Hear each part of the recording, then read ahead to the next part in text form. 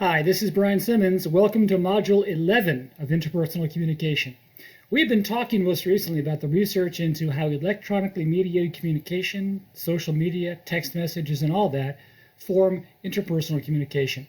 In the last module, we talked about some overarching theories like social presence theory and hyperpersonal theory. And we use those as lenses through which to see some of the influences that this kind of communication has on interpersonal communication. Now, in Module 11, we look at the negative effects of social media. Unfortunately, although this research is relatively new, there's been a clear pattern of negative effects of social media and other kinds of electronically mediated communication. I said in a previous module that this research is young, and while there are some statements we can make with certainty, others we're just not sure of. Sadly, when it comes to the research on the negative effects of social media, we know a fair bit about that. And unfortunately, that research has been replicated, and we feel pretty confident in making statements about the quality of social media and the effects it has on people. So let's dive in and talk about the negative effects of social media. Let's begin first of all with the psychological effects.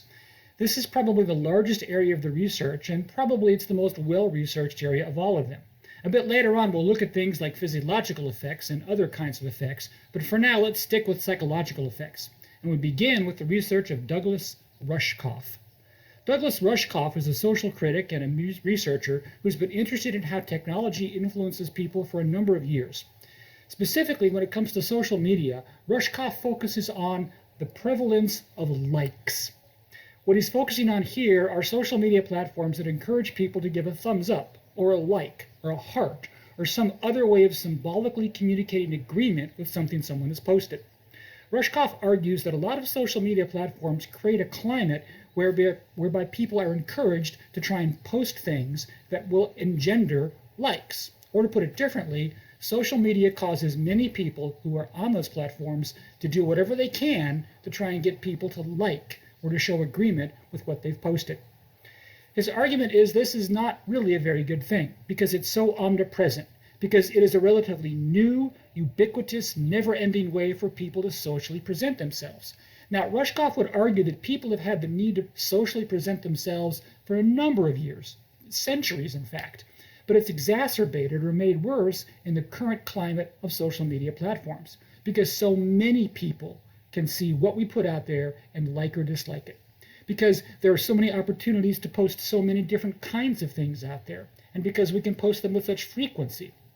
Rushkoff argues that in particular, at the time of life, like the adolescent years, when people are particularly keen to try and socially present themselves in a favorable manner, this ever-present technology that causes us to want to put things out there to engender likes creates a pressure on us to do so. This in turn creates a kind of psychological stress on us. An offshoot of this for Rushkoff is that it creates a climate whereby people can critique other people for what they put up there. And so this creates what Rushkoff calls a critique culture, where it becomes normal, almost expected for everyone to critique what other people are putting out there. And again, it's not as if this is anything new. What's new is the ubiquity of it. What's new is the ever-present nature of it. What's new is the fact that it's so stinking common. And in particular, for teenagers and even preteens that spend a lot of time using social media platforms, in those crucial years when they're forming their self-concept, they step into this environment where they have to create a situation where people will like what they put out there, and at the same time, they are developing the habit of critiquing everyone else's content as well. Rushkoff thinks that this could lead to a whole host of problems. And in fact, there is research that finds, particularly among teenagers, there are greater levels of stress among those teenagers because they say they feel the need to socially present themselves in a positive, acceptable manner in the online world. Michael Harris is another researcher that's looked at psychological effects of social media, and he finds that there is this overemphasis of self-comparison among the users of social media. If you think about it, Rushkoff's idea of liking is related to this idea of self-comparison. Because not only do we want people to like or to approve the content we put out there on social media, because we see so much of other people's content, we also compare ourselves to them. And again, for Michael Harris, this is not necessarily new. Ever since there have been human interactions, we've had to compare ourselves to other people, whether we're shorter or taller, faster, stronger, better looking, smarter, who knows what. But in the online world of social media, there are so many more people to compare ourselves to. And the points of comparison are so public, and those points of comparison are so woven into everyday interaction that for Michael Harris, this is simply different in terms of degree and scope than it has been before. Gene Kilbourne is a researcher that takes up this mantle and wants to talk about one of the two dimensions of this self-comparison. Kilbourne focuses on the visual comparison, and so she focuses more narrowly on teenage females and on emerging adult females. So essentially females somewhere between the age of 13 to about 30. And she finds that those females in that age range who make the heaviest use of social media are also the ones who are most likely to be dissatisfied with themselves, with the way they look, with the quality of their skin, with the shape of their bodies, with their perceptions of their physical attractiveness. And so Kilbourne says the sheer visual nature of many social media platforms makes it easier for people to compare themselves to one another with detrimental effect. On the other hand, there are other researchers that focus on what's called life comparison. Unlike the visual comparison that Gene Kilbourne writes about, life comparison is broader. Kilbourne focuses on specific visual cues. That person has better skin than I do. I can see it when I see that person's visual postings on social media. Life comparisons, however, is when people talk about how great their kids are doing, or how they've just been accepted in medical school, or they show photographs of themselves at a fancy banquet with a very good-looking person on their arm. And so the people that see that compare their life, compare whether they have kids or not, compare their current job to what they see on social media. And we find that individuals that make extensive use of social media engage in this kind of comparison, and they tend to have a more negative view of their own life. Or to put it differently, they tend to experience more depressive symptoms, more dissatisfaction with their life, more frustration with their life, simply because they're constantly comparing their own life to what they see out there on social media. Now, related to this is research that wants to broaden the notion beyond simply social media. This line of research looks at any kind of screen activity. Screen activity can be watching television. Screen activity can be seeing YouTube videos on your laptop. It can be scrolling through your social media feed on a smartphone. It can be texting your friends back and forth hundreds of times a day. Those are all screen activities because they're coming into your life through a screen of some kind. A laptop screen, a cell phone screen, TV screen, who knows what. And there is research that finds that all kinds of screen activities, the more you use those activities, the more sad you tend to feel, the less happy you tend to feel, the less satisfied with your life you tend to feel. People that spend a lot of time in screen activities demonstrate those kinds of responses. People that use less screen time are happier. They're more satisfied with their life. They tend not to show the same kind of depressive symptoms. And while this is true especially for adolescents and emerging adults, it generally speaking is true of people at all age categories. And interestingly enough, in some studies where people have been paid to take a break from screen activities, what they report is that during the time they took a break from those screen activities, they felt better about themselves. They're psychologically and emotionally healthier. Linda Stone is another researcher looking at psychological effects of social media. And Stone finds that heavy users of social media are more likely to believe that negative emotions are something unsuccessful people experience. And so ironically, there's a very vicious cycle going on here. Because on the one hand, people that make use of screen activities, and in particular social media, they tend to feel less satisfied. They tend to be more depressed. They tend to be more frustrated. They tend to show some kinds of symptoms that are not as healthy. Unfortunately, when they experience the negative emotions associated with that, because of what they see on social media, they tend to think that they are not successful, not just because they're comparing their life and coming up short, but because they're feeling the negative emotions that come along with that. Another idea related to some of the ones we've just talked about is the fear of missing out. Now, this one is probably more familiar to you than many others of them. For this research, we turn to Roy Baumeister. Kind of a strange name, Baumeister, Baumeister. Baumeister is one of the pioneers into this idea of fear of missing out, which, as the term suggests, is this idea that psychologically you see what's going on in other people's lives on social media. You think, I could have been a part of that. I could have been invited to that party. I could have been at that particular social gathering, but I wasn't invited. And so you feel like you've missed out on something. Or more globally, you see some of your friends that went off to college and are having a great time, but you had to stay home at community college, and so you missed out on the shared college experience.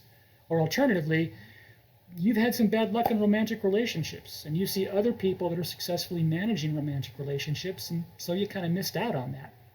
And so Baumeister argues that this fear of missing out drives people to continually check their social media, compare their lives, compare their social calendar to other people's social calendars, and all too often people find themselves coming up wanting. And so it's no surprise that in his research, we find greater levels of anxiety among people that feel as if they've missed out on something, or fear that they will miss out on something. By the way, one of the most insidious forms of the fear of missing out is this idea that we're just simply not in the loop. We don't know what's going on. We have to keep up with the news feeds. We have to keep up with the gossip. We have to keep up with what's going on in people's lives by using social media. And so when we can't keep up with that because we're overwhelmed by the flood of information, we fear that we've missed out on something. So this fear of missing out, in much of the research that Baumeister and others do, is related to stress levels and some unhealthy psychological effects. Related to that is what's called the Facebook zone. The Facebook zone is an idea that oftentimes you spend time on social media platforms, not just Facebook, any of them. And you spend a lot of time on them, but you don't really know how much time you've spent. You're not really making a conscious decision to spend time on them. You sit down to maybe watch some YouTube videos to unwind at the end of the day, and the next thing you know, it's 11 o'clock and you've spent 4.5 hours watching YouTube videos. Or you start to scroll through your social media feed and you're just kind of checking it to see what's going on. Next thing you know, 25 minutes has gone by. Ironically, the Facebook zone research is very similar to the research done on gambling addicts. Gambling addicts oftentimes will sit down at a slot machine or sit down at a craps table or a poker table or a blackjack table, and they'll spend an unknown amount of time just playing those particular games of chance. Those gambling addicts don't realize how much time they've spent. They can't recall making a conscious decision to continue feeding the slot machine. Instead, they've entered what we would call the gambling zone. Well, in a similar fashion, heavy users of social media report the same kinds of experiences. And so many people are concerned that the Facebook zone creates a situation where people will spend more time doing that than they consciously choose to do. Now, that can be negative or it can be neutral, but for many people, they're concerned that the possible negative effects connect to the other ones we've talked about previously, which creates a really big problem. Now, related to all this is what's called the culture of performance. Brené Brown is the preeminent researcher of this line of inquiry. The culture of performance is this idea that people, because of social media, have this idea to put as much of their life as possible online for public consumption. The idea of what's private versus what's public has been collapsed. The idea that we want to engender likes, the idea that we don't want to be left out, the idea that we have to participate in the ever-growing stream of information about ourselves creates this culture of performance. And again, this is similar to what we've known for centuries, which is the idea of positively presenting ourselves. But the difference with the culture of performance is what it is we're sharing. More and more private stuff. You've most likely heard the phrase TMI, too much information. Too much information refers to the idea that we sense this inappropriateness of what has been shared. Well, if you think of it this way, this notion of the culture of performance says the line for what we can publicly share used to be right here. All of this stuff used to be private, this would be public. But that line now is moved so that more of what used to be private is now public. And so for people like Brené Brown, this culture of performance creates this pressure to put more and more of our lives out there for people to consume, because we want to keep up with those and because we're comparing ourselves to other people. Ironically, one of the things Brené Brown's research finds is that sometimes there's a backlash against people that try too hard. That is to say, they put too much of their life online, they share too much stuff with people, and they end up looking worse rather than better because they are trying too hard. And again, this is rooted in face-to-face interactions because we all know people that in certain social situations, they just try too hard. They try too hard to be liked. They try too hard to have a boyfriend. They try too hard to impress the teacher. The challenge is that in the world of social media, there are more people with whom you could try hard, and the trying hard is far more visible than it ever used to be. All of these psychological influences of social media are clearly, at best, somewhat negative, if not significantly negative. And so what we find then is that we turn from psychological to other kinds of negative influences. Let's talk next about what's called technology and the sense of urgency. Maggie Jackson is one of a couple of researchers who've looked at this notion. Jackson is interested in the pace of life. Jackson is interested in how it is we determine what's important and what's not important in life. And like Jean Twenge, or like Sherry Turkle, she focuses on the smartphone as an appliance that brings social media content and other kinds of content into our life. So for Maggie Jackson, she argues that smartphones cause the people that use them to treat every incoming stimulus as if it's important. Every time your phone vibrates because you get a push notification from an app, or because someone posts something on social media, or because you've got a text message, that's a stimulus. It's vying for your attention. It's like tapping you on the shoulder. And so what Jackson argues is that when you have a smartphone in your hand and it's not on silent, it makes a sound or it vibrates, there's something that's begging for your attention. And the problem is, for Jackson, every single vibration, every single notification seems as if it's important. And so, because some of them are important, we rush to check them out. We rush to see who's posted what on social media. We rush to see what that text message is. So the idea for Jackson is that there's this flattening, and rather than saying, this is important, it's a text message from my wife, it gets lumped into the same level of importance as a push notification about a new story in a Chronicle of Higher Education that I subscribe to. It gets raised to the same level of importance as a text message that's spam. And so for Jackson, we have this sense that everything is important. I think that's interesting because, like the research of Sherry Turkle, it wants to focus on the appliance itself. And while it's true, we can suggest that some rings of our cell phone indicate people important in our life as opposed from people that are less important.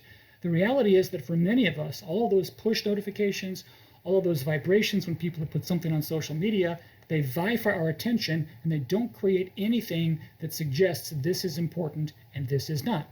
What's interesting is even with the built-in caller ID of cell phones, where your cell phone buzzes and you pick it up and you can see the picture and the name of the person calling if they're in your contacts list, we still tend to treat that as important.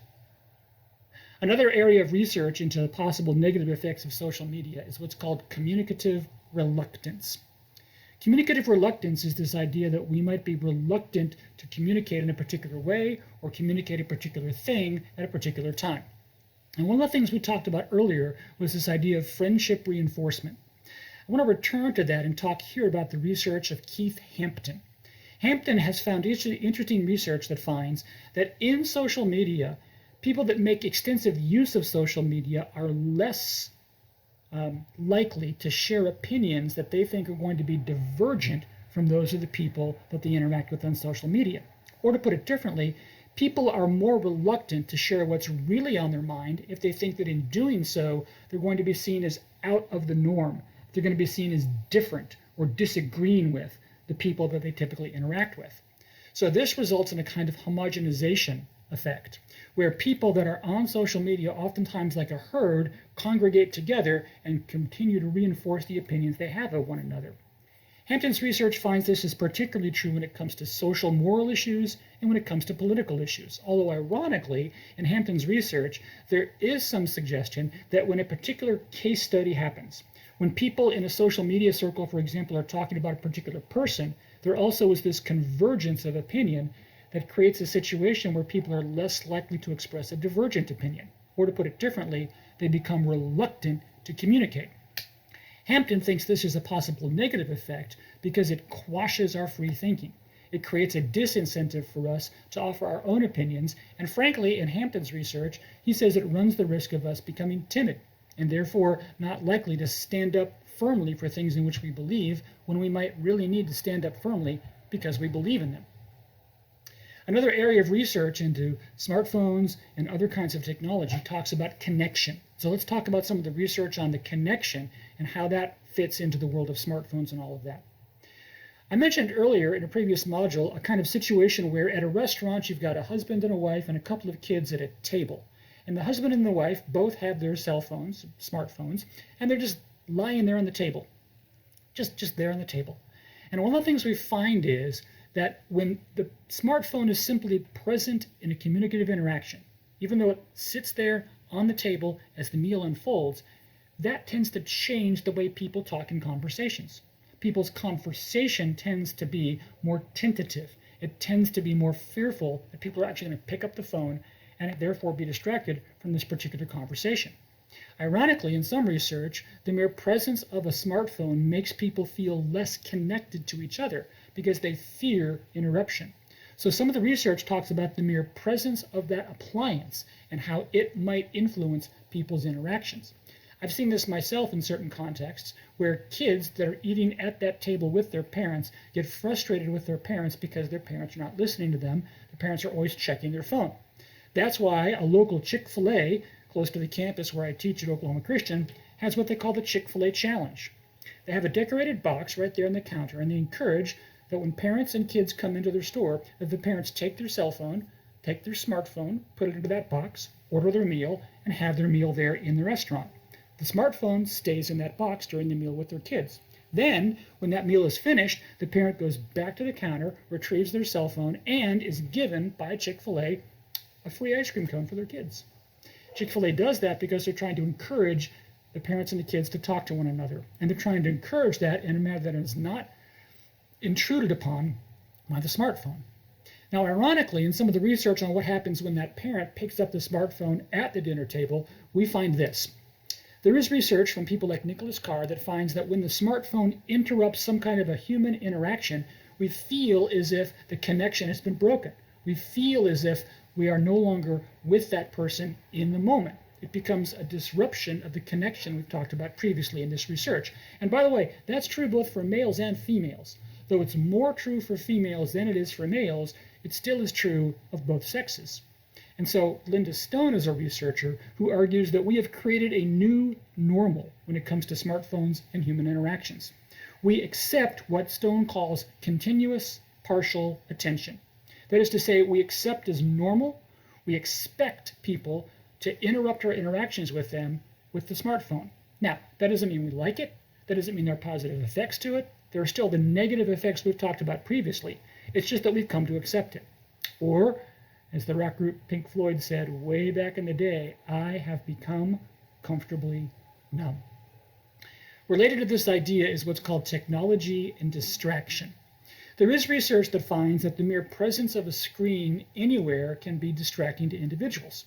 So we know in a classroom setting, in certain college and high school context, the mere fact that people have their laptops open and are looking at the screens, even if they're doing the work of the classroom, that creates a distraction in terms of the people that are using those screens and the people that are around them.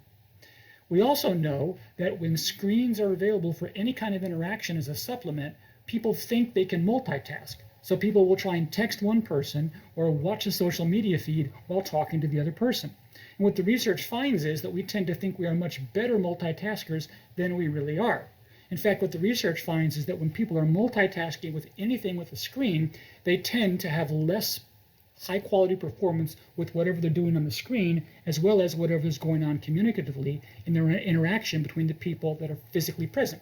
So if you come into my office, and I'm working on my laptop, and I'm trying to talk to you at the same time as I'm working on my laptop, I'm paying improper partial attention to you and partial attention to what's on my screen. And the research suggests that my conversation with you is not as quality as it could be, and the work I'm doing on my laptop is not as quality as it could be, because I am distracted.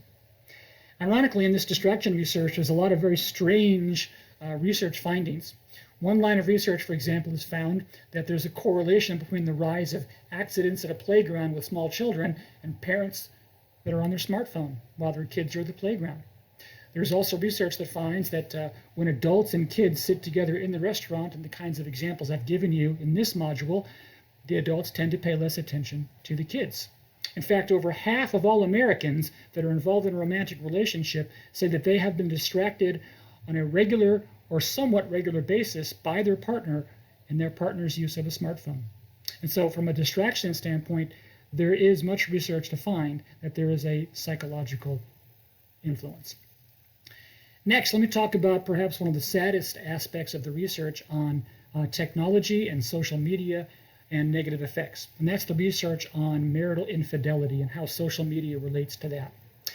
We've been doing this research perhaps longer than many other kinds of research because when Facebook first came out and became popular among Americans in the early 2000s, people began to notice that there was a rise in marital infidelity. And so looking for a correlation of the two, researchers began to study that much earlier than they began to study other topics. And in fact, what we found is this. To begin with, we found that social media tends to create a climate that facilitates marital infidelity. Marital infidelity doesn't just happen. It happens because of a climate. And one of those climates is the presence of alternatives, the presence that you could abandon your current partner for someone else. On top of that, marital infidelity requires some level of unhappiness, some level of dissatisfaction, with whatever that is, with the sex life, with the overall happiness, with the sense that your partner is still interested in you, who knows what. So social media oftentimes makes it easy to, again, create unrealistic expectations, unrealistic comparisons between our spouse and someone else. And so this creates a kind of climate that makes it easier for people to be unfaithful in their marital relationship. On top of that, sometimes when people reconnect with individuals they've known from their past, or when they see other individuals on social media, there tends to be this romanticization. There tends to be this idealization, this building up in the mind, this revisionist history, this idea of making someone out to be something they're really not. We are, as the old saying goes, looking at life through rose-colored glasses. Or, as the other old saying goes, we believe the grass is greener on the other side of the hill. And social media presents that grass as being greener. Add to that the research we talked about in the previous module about hyper-personal theory, the idea that in online interactions we develop relationships more quickly because the disclosure's depth and breadth is larger, then it makes sense that there would be a greater likelihood of marital infidelity because of the factors that I've just described. Sebastian Venezuela is one researcher who studied marital infidelity. One of the things he finds is that people that make heavy use of social media, people that are on social media a lot, are more likely to deem their marriage as unhappy. And anytime you have someone claiming their marriage is unhappy, you have a greater likelihood of marital infidelity.